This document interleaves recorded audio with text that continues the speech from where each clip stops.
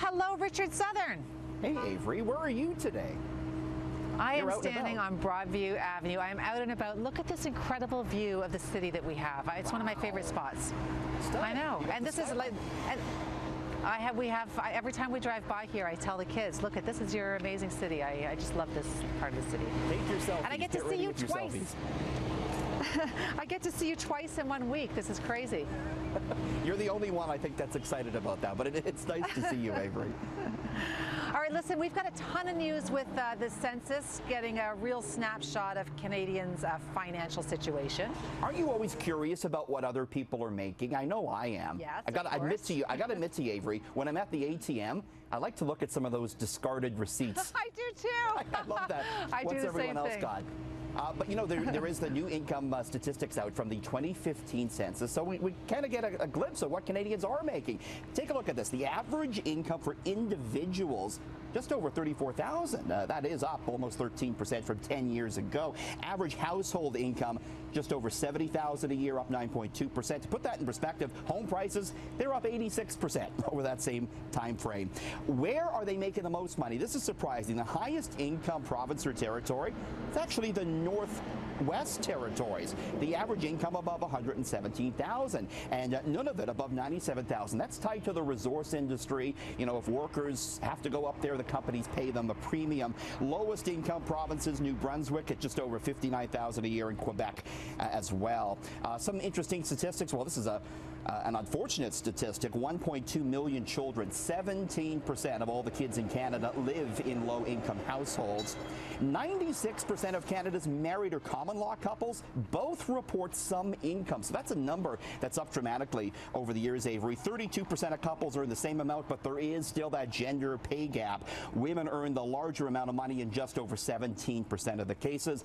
And Toronto is home to the most people making more than $100,000 a year, 444,000 plus people pulling in at least six figures, Avery.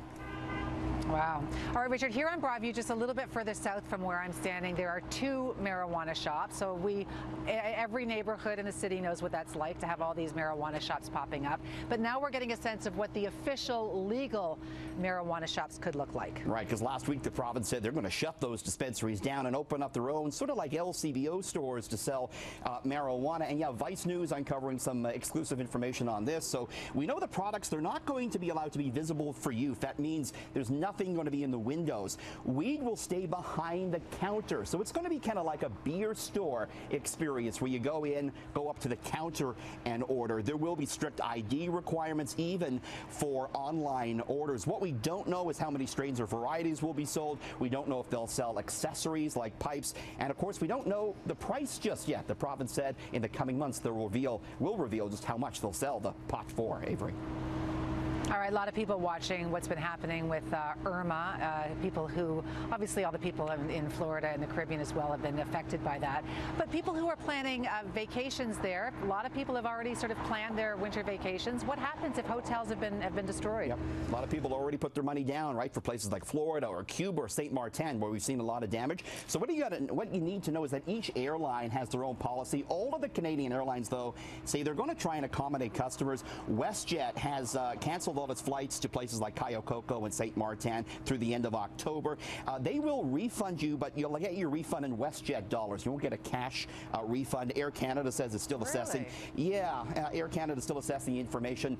In a lot of cases, Avery, they'll shift you probably to another resort, perhaps on another island. Do check your travel insurance policies. Many of them will cover you for this, though you will have to have bought the insurance before the storm was named. I want to show you just how dramatic some of the damage is. I was in St. Martin just 9 weeks ago. So on the top, this is me in St. Martin. On the bottom, it's the same location at this hotel I was at, wow. But present day. Look at that. That's the same location above before the hurricane, below after Irma hit. So just a little example of what they're dealing with down there in St. Martin.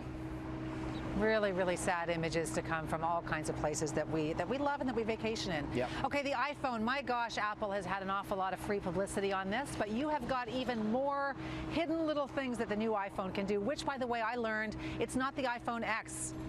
You can't call it the iPhone X. It's iPhone 10. Yeah, but they spell it with the Roman numeral. I know, it's so irritating because it really is the 10, but they want to be all hipster about it. But anyway, what are some of the hidden features? They're trying to throw us off. What are some of the hidden features? Yeah, well, they support all these, the 8 and the 10. They support fast charging, so you can get a 50% charge in less than 30 minutes. They support new GPS satellite systems, so you get a more accurate location. The selfie camera hasn't changed. It's the same as it was on the iPhone 7. You only get 1 hour of talk time on the new cellular Apple Watch. By the way, you know, the top model for the iPhone 10 could cost $1,500 to $1,700 when you factor in the taxes. Avery, what else could you buy for that? Well, you could have all three of the newest gaming consoles, the Xbox, the Switch, the PS, the PlayStation. You could buy a literal bar of gold, which is retailing for 1,600 Canadian right now. You could buy 20% of one Bitcoin. You could buy 2 of the newest Blackberries, or you could have a trip for 2 to London, WestJet, with about a $700 return to London, England. That's what else you could have other than the iPhone, Avery. All right, I don't know how I feel about this next story, whether we should need to know what Prince George is eating, but we do. I think we do. Why? Because this is quite the menu. Okay, let me hear it. Prince George, he's 4 years old, Avery. So this is how the other side eats, even if they're 4 years old. His dad, Prince William, dropped him off at his new school near Kensington Palace last week.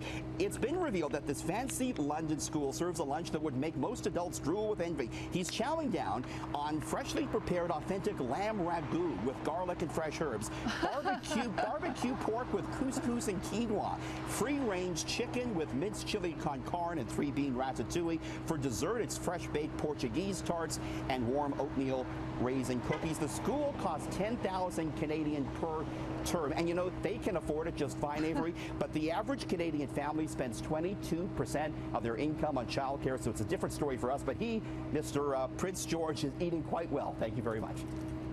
I just love the way you said ragu. I don't know why. I mean, I guess it sounds a bit more upscale when it's ragu as opposed to stew. Yeah, is it the same? Is stew and ragu the same thing? We eat stew and the prince eats ragu.